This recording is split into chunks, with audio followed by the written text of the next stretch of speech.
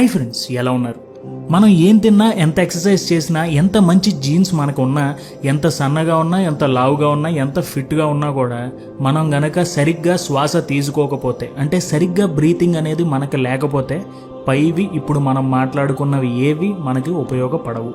అది నేను చెప్పడం లేదు, కొంతమంది రీసెర్చర్స్ చెప్తున్నారు. వాళ్ళు చెప్పేది ఏమిటంటే the missing pillar in our health is breathing.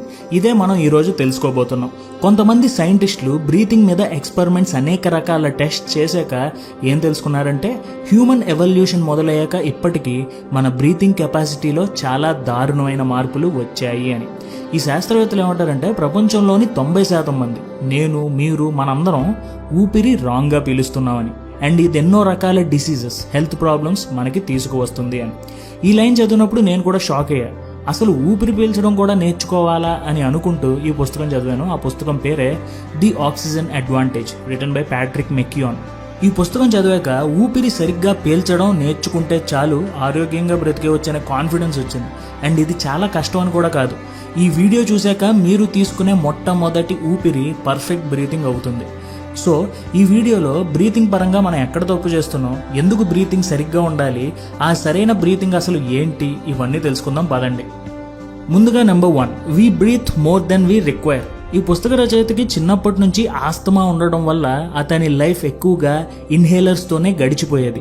ఈ ఆస్తమాను తగ్గించడానికి ఎన్నో మందులు వాడాక ద బ్యూటేకో టెక్నిక్ అనే ఒక బ్రీతింగ్ టెక్నిక్ని నేర్చుకున్నాడు. దానివల్ల అతనికి ఎన్నో ఏళ్ళు ఆస్తమాతో పడిన కష్టాలన్నీ తొలగిపోయాయి.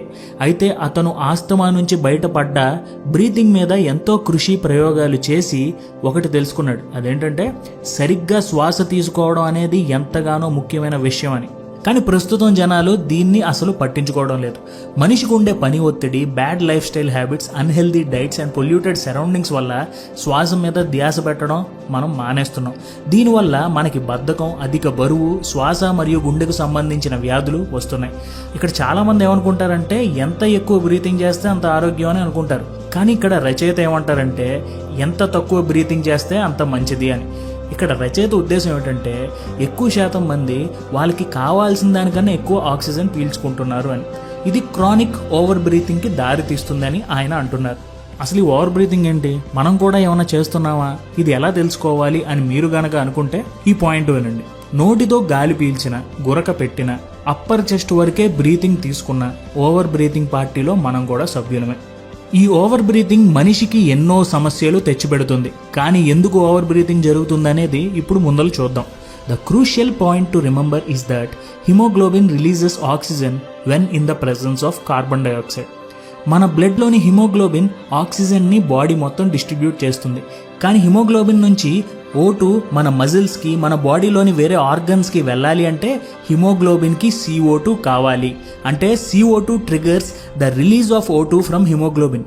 CO2నే అంటే కార్బన్ డైఆక్సైడే హిమోగ్లోబిన్ నుంచి ఆక్సిజన్ని రిలీజ్ చేయగలదు. మన భూమి అండ్ మన శరీరంలో ఒక అన్రిటన్ లా ఉంది. అదేంటంటే ఏదైనా సరే బ్యాలెన్స్డ్గా ఉండాలి. బాడీలో ఆక్సిజన్ ఉండాలి అంటే మనకి కార్బన్ డైఆక్సైడ్ కూడా ఉండాలి. ఆక్సిజన్ ఎక్కువైతే కార్బన్ డైఆక్సైడ్ తగ్గుతుంది, కార్బన్ డైఆక్సైడ్ పెరిగితే ఆక్సిజన్ తగ్గుతుంది. సో బాడీలో కార్బన్ డైఆక్సైడ్ ఉంటేనే ఆక్సిజన్ డిస్ట్రిబ్యూషన్ అనేది జరుగుతుంది. కానీ ఓవర్ బ్రీతింగ్ వల్ల, అంటే ఎక్కువ ఆక్సిజన్ నోటితో తీసుకోవడం వల్ల మన బాడీలోని కార్బన్ డైఆక్సైడ్ని మొత్తం మనం ఫ్లష్ అవుట్ చేసేస్తున్నాం. దీనివల్ల హిమోగ్లోబిన్ ఆక్సిజన్ని మన మజిల్స్, ఆర్గన్స్కి సరిగ్గా డిస్ట్రిబ్యూట్ చేయలేకపోతుంది. అండ్ ఈ కండిషన్నే హైపోకాప్నియా అని అంటారు. అంటే మన బాడీలో ఉండాల్సిన బ్యాలెన్స్లో ఆక్సిజన్ ఎక్కువ ఉంది, కార్బన్ డైఆక్సైడ్ తక్కువగా ఉంది. ఇక్కడ మీరు అనుకోవచ్చు ఆక్సిజన్ ఉంటే మంచిదే కదా అని. కానీ హిమోగ్లోబిన్ నుంచి ఆక్సిజన్ మన మజిల్స్కి, బాడీ ఆర్గన్స్కి వెళ్ళాలి అంటే కార్బన్ డైఆక్సైడ్ కావాలి.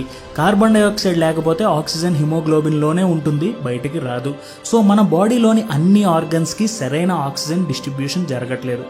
సో ఇప్పుడు మనం చేయాల్సింది మన బాడీలో బ్యాలెన్స్ తప్పిపోయిన ఈ సిస్టమ్ని బ్యాలెన్స్లోకి తీసుకురావడం. దానికి ఉపయోగపడే మొట్టమొదటి important tip, breathe through your nose. Noses are for breathing and mouths are for eating. ఊపిరి తీసుకోవడానికి మన శరీరంలోని ముఖ్యమైన న్యాచురల్ భాగం ముక్కు. సో మీకు ఈ పుస్తకంలో ఇచ్చే మొట్టమొదటి టిప్ ఏంటంటే పగలు రాత్రి మ్యాక్సిమం ఊపిరి ముక్కుతోనే పీల్చుకునేలా చూడండి.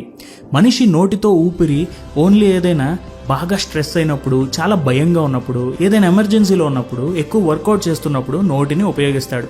కానీ రచయిత ఏమంటారంటే మనం ఎక్కువగా ముక్కుని గనక ఉపయోగిస్తే మనిషిలో ఉండే స్ట్రెస్ లెవెల్స్ కూడా తగ్గుతాయి అని. సాధారణంగా కోపం వచ్చినప్పుడు వేరే వాళ్ళు అంటారు, కొంచెం కామ్గా ఉండరా, కొంచెం ఊపిరి పీల్చుకో అని అంటారు. ఇలా ఊపిరి ముక్కుతో పీల్చడం వల్ల మన ప్రీఫ్రాంటల్ కార్టెక్స్ యాక్టివేట్ అవుతుంది. అది మన హార్ట్ రేట్ని తగ్గించి స్ట్రెస్ని కంట్రోల్ చేస్తుంది. అలాగే వర్కౌట్స్ చేసే సమయంలో మనం నోటితో ఎక్కువ ఆక్సిజన్ తీసుకోవడం వల్ల బాడీలోని కార్బన్ డైఆక్సైడ్ లెవెల్స్ పడిపోతున్నాయి. దీనివల్ల మన మజిల్స్ రికవర్ అవ్వడం కూడా కొంచెం కష్టం అవుతుంది. సో వర్కౌట్ చేసే సమయంలో కూడా నోస్ని బ్రీతింగ్కి ఉపయోగించాలి అని ఈయన ఉద్దేశం. కానీ ఇది మనం ఆలోచిస్తే అంత ఈజీ అయితే కాదు. ప్రస్తుతం మనం అలవాటు పడిన లైఫ్ స్టైల్కి ఇది చాలా చాలా కష్టం. కానీ ప్రాక్టీస్తో ఏదైనా మనం అచీవ్ చేయొచ్చు. సో ప్రాక్టీస్ చేయడం మర్చిపోకండి. Tip number 2, practice abdominal breathing. మన లంగ్స్ షేప్ని మనం గనక చూస్తే upper part of the lungs కొంచెం నేరోగా, అంటే కొంచెం తక్కువ స్పేస్ ఉంటుంది. కింద పార్ట్ వైడ్గా కొంచెం పెద్దగా ఉంటుంది.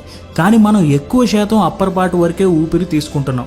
ఇక్కడ ఇంకొక ప్రాబ్లం ఏంటంటే అప్పర్ లోబ్స్ కన్నా కూడా లోయర్ లోబ్స్ దగ్గరే బ్లడ్ ఫ్లో ఎక్కువగా ఉంటుంది. అంటే ఎక్కువ శాతం ఆక్సిజన్ ఈ లోయర్ లోబ్స్ దాకా మనం గనక పీల్చగలిగితే అది బ్లడ్ ఫ్లోలో కలవడానికి ఈజీ అవుతుంది అని. కానీ మనం షాలో బ్రీతింగ్ వల్ల, అంటే పైన బ్రీతింగ్ వల్ల మనం ఆక్సిజన్ని బ్లడ్లోకి ట్రాన్స్ఫర్ చేసే చోట కూడా దాన్ని దెబ్బతీస్తున్నాం.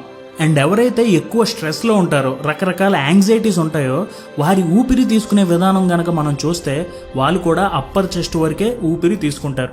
సో ఈసారి నుంచి ఎప్పుడు బ్రీత్ తీసుకున్నా కొంచెం కాన్షియస్గా, డీప్గా, స్లోగా పొట్ట వరకు, అబ్డామినల్ వరకు పీల్చండి. అది కూడా చాలా క్యాజువల్గా పీల్చేలా ప్రాక్టీస్ చేయండి. తర్వాత ఇక్కడ మనం తెలుసుకోవాల్సిన important point, the effortless breathing. ఈ పుస్తకంలో రచయిత చెప్పిన ఈ ఎఫర్ట్లెస్ బ్రీతింగ్ టెక్నిక్కి మూలాధారం ఇండియన్ యోగా. ఎందుకంటే ఎవరైతే యోగా, ధ్యానం లాంటి కాన్సెప్ట్స్ తీసుకొచ్చారో వాళ్ళకి బ్రీతింగ్ మీద ఎవరికీ లేనంత జ్ఞానం ఉంది అని ఈయన ఉద్దేశం. అంతేకాదు ఈయన ఈ పుస్తకంలో ఏమంటారంటే ఈ మోడర్న్ లైఫ్లో జనాల వ్యవహార శైలి మారింది, కానీ ఒకప్పుడు వారందరూ సరిగ్గానే ఊపిరి తీసుకునేవారని చెప్తున్నారు. మోడర్నైజ్ అయ్యే క్రమంలో జనాలకి స్ట్రెస్ లెవెల్స్ పెరిగిపోతున్నాయి, యాంగ్జైటీస్ పెరిగిపోతున్నాయి. దీనివల్ల షాలో బ్రీతింగ్కి అలవాటు పడిపోతున్నారు. సో ఎఫర్ట్లెస్ బ్రీతింగ్ చెయ్యాలి అంటే మీరు ఊపిరి కేవలం ముక్కు నుంచే తీసుకోవాలి. ఆ శ్వాస కూడా పొట్ట వరకు తీసుకోవాలి. అంటే పొట్ట కొంచెం ఫుల్ అయినట్టు ఊపిరి తీసుకోవాలి. అలాగే ఇక్కడ పొట్ట వరకు ఊపిరి ఇన్హేల్ చేశాక 1 లేదా 2 సెకండ్స్ పాస్ చేసి, అంటే ఊపిరి ఆపుకుని స్లోగా బయటికి ఎక్సేల్ చేయాలి. అండ్ ఈ బ్రీతింగ్ కూడా నార్మల్గా కన్నా కూడా చాలా తక్కువ సార్లు చేయడం మంచిది. అండ్ ఈ బ్రీతింగ్ కూడా మనం కొంచెం తక్కువగా చేయాలి. అలాగే ఒక రిథంలో చేయాలి. అంటే టోటల్గా ఎఫర్ట్లెస్గా ఉండాలి. ఎఫర్ట్లెస్ అంటే చాలా ఈజీగా ఉండాలి. ఇది మరి ఎలా కుదురుతుంది? దీనికోసం మీరు కొంచెం కాన్షియస్గా బ్రీతింగ్ చేయాలి. అంటే మీరు ఇప్పుడు దాకా నోటితో పీల్చేస్తున్నారు, అది మీకు తెలియకపోవచ్చు. కానీ మీరు కొంచెం కాన్షియస్గా మీ ఊపిరి మీద ధ్యాస పెట్టి స్లోగా ముక్కుతోనే డీప్గా స్టమక్ వరకు స్లోగా ఆక్సిజన్ తీసుకుంటాం ప్రాక్టీస్ చేయండి. గుర్తుంచుకోండి, ఎఫర్ట్లెస్ బ్రీతింగ్ అంటే మీ పక్కవాడికి కూడా తెలియకూడదు, అంత సైలెంట్గా ఉండాలి. ముక్కు నుంచి పొట్ట లోపలికి బ్రీత్ తీసుకున్నా కూడా బాడీలో ఎలాంటి మూవ్మెంట్ ఉండకూడదు. అది గుర్తుంచుకోండి. దీనివల్ల ఏమవుతుందంటే మీ బాడీలో O2 అండ్ CO2 బ్యాలెన్స్ ఉంటుంది. ఓకే, మన సంగతి ఏంటి? మన బ్రీత్ ఎలా ఉంది? How is your breath? ఇప్పుడు తెలుసుకుందాం పదండి. దీనికి ఒక టెస్ట్ ఉంది, అదే bolt score. Bolt score full form ఏంటంటే body oxygen level testing score. మీ బోల్ట్ స్కోర్ ఎలా క్యాలిక్యులేట్ చేయాలి అంటే స్లోగా ఆక్సిజన్ తీసుకుని హోల్డ్ చేసి, అంటే మీ ముక్కుని 2 ఫింగర్స్తో క్లోజ్ చేయండి. ఇలా ఎన్ని సెకండ్స్ ఉండగలరో చూడండి. అంటే మీకు ఆక్సిజన్ తీసుకోవాలి అనే పుష్ వచ్చేసినప్పుడు వెంటనే ఆ ముక్కుని వదిలేయండి, ఆక్సిజన్ తీసుకోండి. ఇలా మీరు గనక కనీసం 20 సెకండ్స్ ఉంటే ఓకే, యావరేజ్ స్కోర్, అంటే ఒక ఎంట్రీ లెవెల్ స్కోర్ మంచిదే అని అనుకోవచ్చు. కానీ మీ స్కోర్ కనుక 30 to 40 ఉందంటే అది ఇంకా మంచి స్కోర్. 20 కన్నా తక్కువ ఉందంటే అదంతా మంచి స్కోర్ కాదు. సో నేను ఈ పాయింట్ చదివినప్పుడు ట్రై చేస్తే నేను ఒక 28 సెకండ్స్ వరకు ఊపిరిని ఆపుకోగలిగాను. సో మీరు కూడా ఒకసారి ట్రై చేయండి. కానీ మీకు ఊపిరి పీల్చాలి అనే కోరిక లైట్గా అనిపించినా వెంటనే వదిలేయండి. అది చాలా ముఖ్యం, గుర్తుంచుకోండి. చివరిగా హౌ టు స్లీప్ బెటర్. ఈ పుస్తక రచయిత మెకియాన్కి నైట్ సరిగ్గా నిద్ర పట్టేది కాదు. నిద్ర లేచాక కూడా చాలా లెథర్జిక్గా ఉండేవాడు. కాన్సన్ట్రేషన్ లెవెల్స్ బాగా ఉండేవి కాదు. ఇది ఒక ప్రాబ్లం అయిపోయింది. కానీ ఇంత పెద్ద ప్రాబ్లంకి సొల్యూషన్ చాలా సింపుల్ అని ఆయన తెలుసుకున్నారు. అదేంటంటే నోరు మూసుకుని నిద్రపోవడమే. నిద్రపోయినప్పుడు మూసుకుని ఉండే నోరు నిద్రలో ఎప్పుడు ఓపెన్ చేస్తామో మనకు తెలియదు. దీనికి ఈయన ఒక టెక్నిక్ కనిపెట్టారు. అదేంటంటే నిద్రపోయే ముందు ఒక పేపర్ టేప్ నోటికి వేసుకుని అంటే లిప్స్ మీద అంటించుకుని నిద్రపోవడం. దీనివల్ల మీరు నోటి నుంచి ఇన్హేల్ చేయడం తగ్గించేస్తారు అండ్ ఎక్కువ నోస్తోనే ఊపిరి తీసుకుంటారు. అండ్ ఎప్పుడైతే ముక్కుతోనే బ్రీతింగ్ చేస్తారో మీకు చాలా మంచి నిద్ర వస్తుంది. సో మంచి నిద్ర అంటే మీ హెల్త్కి, మీ ప్రొడక్టివిటీకి కూడా చాలా మంచిది. అలాగే ఇది చిన్నపిల్లలు, శ్వాస ఇబ్బంది ఉన్న వాళ్ళు ట్రై చేయకూడదు. నార్మల్ హెల్త్లో ఉన్న వాళ్ళు మాత్రమే ట్రై చేయాలి. అలాగే ఈ బుక్ చదివాక నేను కూడా ఈ పాయింట్ని ట్రై చేస్తున్నాను అండ్ దీని రిజల్ట్ ఎలా ఉందనేది నేను మీకు త్వరలో తెలియజేస్తాను. సో ఇది ఫ్రెండ్స్, ప్రస్తుతం మనిషి ఆరోగ్యంగా ఉండడం చాలా ముఖ్యం. అన్నిటికన్నా ముఖ్యమైనది ఏంటంటే తన రెస్పిరేటరీ సిస్టమ్ బాగుండడం. సో ఈ పుస్తకం అండ్ ఈ వీడియో దానికి హెల్ప్ చేస్తుంది అని నేను నమ్ముతున్నాను. వీడియో ముగించే ముందు ఒకసారి ఈ వీడియోలో చెప్పుకున్న దాన్ని రివైజ్ చేద్దాం.